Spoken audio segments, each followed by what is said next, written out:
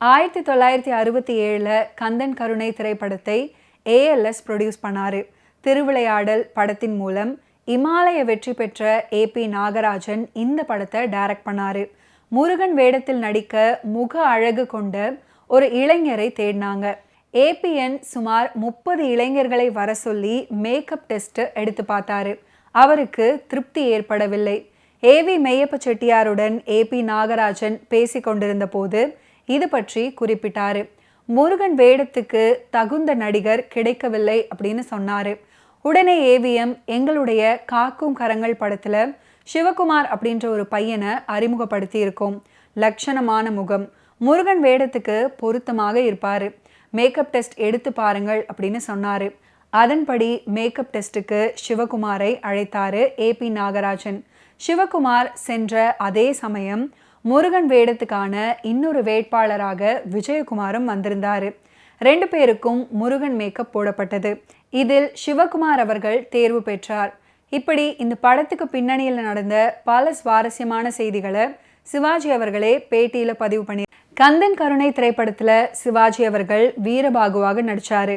வள்ளியாக ஜெயலலிதாவும் தெய்வானையாக KR விஜயாவும் நடிச்சிருந்தாங்க. திருப்பரங்குன்றத்தில் நீ சிரித்தால் அப்படின்ற பாடல் பிரமாதமாக அமைஞ்சது. இந்த பாடல் காட்சியில சிவகுமார், ஜெயலலிதா, KR விஜயா தோன்றுவார்கள். பாடலும் பாடல் காட்சியும் ரசிகர்களிடம் பெரும் வரவேற்பை பெற்றது. இந்த படத்துல சிவகுமாரின் தோற்றமும் நடிப்பும் மிகச் சிறப்பாக அமையவே புராண படங்கள்ல கடவுள் வேடம் போடுவதற்கு ஏற்ற நடிகர் சிவகுமார் தான் அப்படின்னு பட உலகத்தினர் ஏகோபித்து முடிவு பண்ணாங்க. கந்தன் கருணையில் நடித்த அனுபவம் பற்றி சிவகுமார் சொல்லியிருக்காரு. முருகன் வேடத்துக்கு என்னை தேர்ந்தெடுத்த AP நாகராஜன் என்னிடம் பேசி கொண்டிருந்த போது ஒரு விஷயத்தை சொன்னார். முதல்ல NT ராமாராவை ராமர் வேடத்தில் நடிக்க வைத்து சம்பூர்ண ராமாயணம் படத்தை எடுத்தோம். கடவுள் வேடத்திற்கேற்ற முகம் அவருக்கு இருந்துச்சு. உங்களுக்கு நிறைய வாய்ப்புகள் வரும் அப்படின்னு ராமாராவிடம் சொன்னேன். அதன்படி 25 வருடங்களுக்கு மேலாக ராமர், கிருஷ்ணன், மகாவிஷ்ணு அப்படின்னு கடவுள் வேடங்கள்ல நடிச்சாரு. இப்போது அவருக்கு வயதாகி விட்டது. உங்களுக்கு இளமையும் அழகும் இருப்பதால இன்னும் 25 ஆண்டுகள் கடவுளாக நடிக்கலாம் அப்படின்னு கூறினாரு. நாகராஜன் சொந்தமாக தயாரித்த சரஸ்வதி சபதம் படத்துல மகாவிஷ்ணுவாக சிவகுமாரும் நாரதராக சிவாஜி கணேசனும் நடிச்சிருந்தாங்க.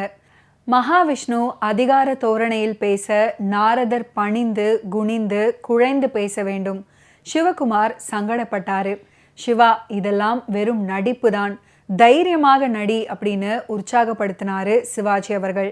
APN டைரக்ஷன்ல உருவான திருமால் பெருமை படத்துல சிவாஜி அவர்கள் திருமங்கை மன்னனாகவும் சிவகுமார் திருமாலாகவும் நடிச்சிருந்தாங்க. திரைப்படத்துல இடம் பிடித்த மற்றும் ஒரு ஃபென்டாஸ்டிக்கான பாடல் தான் மனம் படைத்தேன் அப்படின்ற பாடல். இந்த பாடலை இசையரசி P. சுசிலா அவர்கள் ஃபென்டாஸ்டிக்கா பாடியிருப்பாங்க. பாடலுக்கு உண்டான வரிகளை கவியரசர் கண்ணதாசன் அவர்கள் சாரதா ஸ்டுடியோவுக்கு போன போது முருகன் வேடத்தில் நடிக்க மேக்கப் டெஸ்ட்டுக்கென இன்னொரு இளைஞரும் வந்திருந்தாரு. அவருடைய பெயரும் சிவகுமார் அப்படின்னும் சிவாஜி சாரோட சிபாரிசுல அவர் வந்திருக்கிறார் அப்படின்னும் தெரிஞ்சது. சிவகுமாருக்கு முதலில் மேக்கப் போட்டார்கள். சிவாஜி சாரின் ஆஸ்தான மேக்கப் மேன் ரங்கசாமி தான் சிவகுமாருக்கு முருகன் மேக்கப் போட்டாரு. அருகே நடிகர் அசோகன் இருந்தாரு. மேக்கப் போடுவது பற்றி அக்கறையுடன் யோசனை சொல்லி கொண்டிருந்தாரு. ஒரு வழியாக சிவகுமாருக்கு மேக்கப் டெஸ்ட் முடிந்து நான் அழைக்கப்பட்டேன். என் மார்பில் நிறைய முடி இருந்தது. கையில் ஒரு பிளேடை எடுத்து எல்லா முடியையும் மழிக்க சொன்னார்கள். சில இடங்கள்ல பிளேடு பட்டு ரத்தம் வழிய தொடங்கியது. எல்லாம் முடிந்து ரத்தம் கழுவி மேக்கப்புக்கு உட்கார்ந்திருந்தேன். மேக்கப் மேன் ரங்கசாமி எனக்கு அவசரமாக மேக்கப் போட்டு முடித்தாரு. போகலாம் அப்படின்னு சொன்னாரு. அப்போது ER சகாதேவன் அங்கு வந்தாரு. மேக்கப்ல என்னை பார்த்த அவரு முகத்தில் கோபத்தின் அறிகுறி தெரிந்தது. யார் மேக்கப் போட்டது அப்படின்னு கேட்டாரு. நான் சொன்ன உடனே மேக்கப் மேன் கிட்ட என்ன இப்படி மேக்கப் போட்டு இருக்கிறீங்க அப்படின்னு கேட்டாரு. அவரோ டைம் ஆகி போச்சுங்க அப்படின்னு சொல்லிவிட்டு புறப்பட்டு விட்டாரு. என்னையும் சிவகுமாரையும் கம்பெனி காரில் மேக்கப் கோலத்துல அழைத்து. ஓகே வியூவர்ஸ், இன்னைக்கு நிகழ்ச்சியில நடிகர் திலகம் சிவாஜி கணேசன் அவர்களுடைய ஃபிலிம் கெரியரில் நடந்த பல இன்ட்ரெஸ்டிங்கான விஷயங்களை நீங்கள் பார்த்து தெரிஞ்சிருப்பீங்க. மீண்டும் அடுத்தடுத்த எபிசோட்ஸில் சந்திப்போம். நன்றி, வணக்கம்.